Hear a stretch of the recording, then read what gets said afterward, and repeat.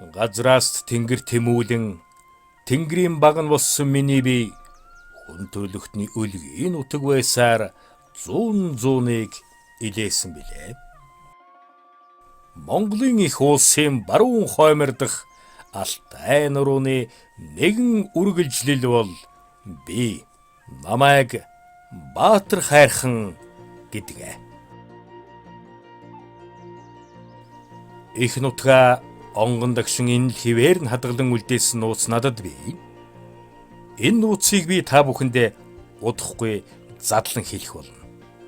Хэдэн 100 жилд бидэнтэй зэрэгцсэн амьдарч хөгжин дэвтсэн хүмүүс малчин ард бид хоорондоо сэтгэл зүрхээрээ ойлголцож бие биенээ хайрласаар үдсэн он жилүүд тоолохын аргагүй олон бизээ. Миний тухай, байгаль ээжийн тухай малчид маань ямар бодолтой явдаг гэж. Тэгээ хавцал дотроо модтай. Тэгээ мод найцаагуул төрлөөрийн ургамал ургадаг. Сайхан бэлчээр нутагта. Ан гэрээ нийлвэг. Тийм ээ. Миний өвөрт хідэн үеэрээ нутаглан хүн байгаль хоёр эвлэлдэн шүтэлцэж амьдарч ирснийг гэрчлэх энэ хүмүүний зөөлөн сэтгэл алсын харааг би мэдэрдэг. Хайрхан уул болох миний хөрс шороо, ус ургамал, ан амьтныг минь хайрлан хамгаалдагт нь би баярлдаг юм аа. Ан амьтантай их харьцах дургүй штэ манай аав ээж бол бүү бол байдаг. Тэр бүүгээр бол одоо нэг тийм юм агнаад байхыг шорлогддог. Уулаасаа дээр үн чин одоо шүтлэг одоо тэр их эцгийн одоо өвлөсөн шүтлэгээр одоо өдөө хүртэл өр хөвгтэй жүү хэлдэг. Одоо тийм мухар шүтлэгээр бол одоо нутгаан хайрлж ирсэн л одоо гүнэлдэ биерээсэн.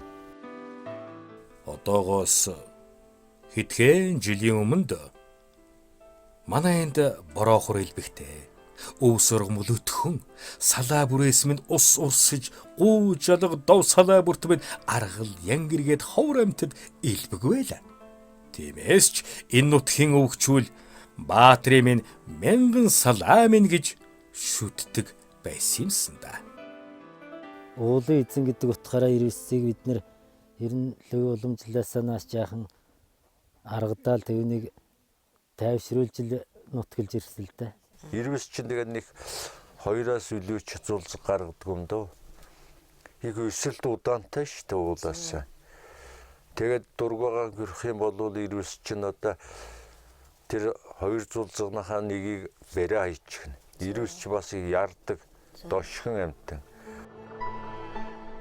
Ирвэс химээх гайхалтай сүрлэг хиймэрлэг амтны талаар нутгийн уугуул маань ингэж хуучлаа.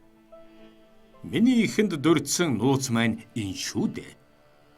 Ирвэс миний дүү хоолой болон ард олонд харагдаж баргал айлсан амьдарч ирсэн билээ. Тийм манайх одоо яг тэр ирвэсний ил одоо нутгалдаг. Зуны үлрэлтүүд бол мал руу нэг дайраад байхгүй байгаагүй. Тэр одоо байгаль дэлхийд ошгирч байна, ан амьтанд ошгирч байна. Тийм учраас тэрнийг одоо нумхдах талаас нь одоо алтаа минь биднэрийг харж үзье гэдэг надад тэр ирвэсээр сүгэ өргөн. Тэгтэр одоо санаад байгаа ч тэгдэм үү одоо ирвэс өрг 50 ч янзтай болж дээ. Ирвэс бол хадны үе дээр өдөрт бол хөвчөө шүү дээ. Күнэл үздэг болохоос. Ингээд дурандад хараад байх чинь одоо тэр ирвэс чинь хадны үе дээр ингээд 2-1-аар ингээд хиттэй тоорондоо тоглоод тэгж байна. Малын тоо толгой өсгийн хэрээр бэлчээр нутгийн даац хитэрч байгалийн тэнцвэрт байдал алдагдаад ан амьтанд цөөрч ирвэсний хоол тижэл улам хомсцоор л байна. Тэгээд л ирвэс аргагүй ирэхэнд хаяхан мал сүргээс хишиг хүртчихдэг болсон доо. Малчид маань ил гарахгүйч дотроо харамсдгийг би мэднэ. Хотноос бол ганц нэг мал аваад байдаг ер нь ямаа голдоо. Тэгээд ер нь ирвэстэй бол ер нь аргадаж харьцах юм бол ер нь 20 хонол багтай амтналтай ер нь. Айлында нэг ашиг тустай. Тэр ирвэсийг алааг хөөх биш ингээ хашаа хамгаалаа, малаа хамгаалаад орон нутагтаа ингээ байж яхан зөв юм байна гэж би их бодож байна. Нүүдэлчин монголчуудын байгаль, зэрлэг амьтдаа хамгаалan зөгцсөн амьдрсаар ирсэн уламжлал нутагт маань тасралтгүй үргэлжилсээр байгаа нь юутай сайхан. Энэ хорвоод бүх зүйлс хоорондоо уялдаа холбоотой байдаг гэж би итгэлтэй хэлж чадна. Муу хүмүүс ирвсийг минь агнаж, тоо толгойг нь цөөрүүлж байгаа нь даанч харамсалтай. Сайн талыг олж харах маш чухал. Ирвсийн одоо ганц сайн тал байна штэ. Одоо эргүүтэй ч гэдэм үү, галзуураад өгчгсөн малч байд юм уу?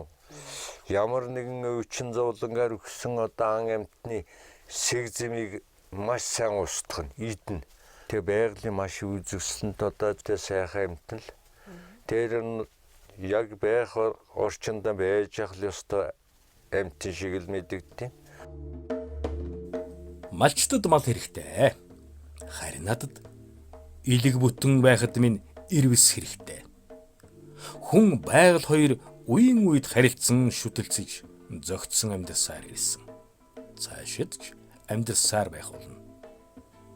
Зөгцсөн амьдсаар ирсэн нууцын түлхүүр нь ирвэс гэж би дахин та нартай хэлье. Тэгэхээр ирвсий чинь миний мал идээд байна гэж тэний чинь хараагаад зүрхэд алаад хятад аж бошгүй одоо ирвсний наанаас муу шагах юм бол одоо бүр насаараа дийлшгүй өр төлбөрт орох нь шүү дээ. Байгаль дэлхий буян хишгэ хайрлагатай хайрлаж авахтаа авах мөнхийн хуулийг даган баатар хайрхан миний бие ирвсийнхэн хамт ашид дүнсийсээр байх болно. Монголчууд ирвсийг алтайн эзэн гэдэг шүү дээ. Энэ бол байгальтайгаа дасан зохицох гэсэн санал нийлсэн ард олны хүлээц юм аа. Баатар хайрхан миний нууц энэ л байна да.